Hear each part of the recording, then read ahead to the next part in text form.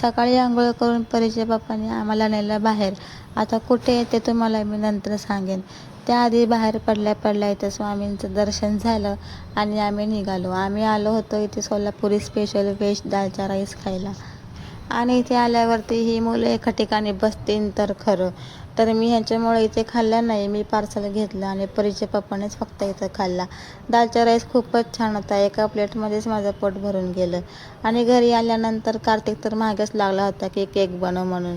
आता happy बिस्किटचं cake बनवायला सुरुवात केली होती. आता पहिल्यांदाच बनवत होते म्हणून टेन्शन आलं होतं की कसं होतं आणि कसं नाही.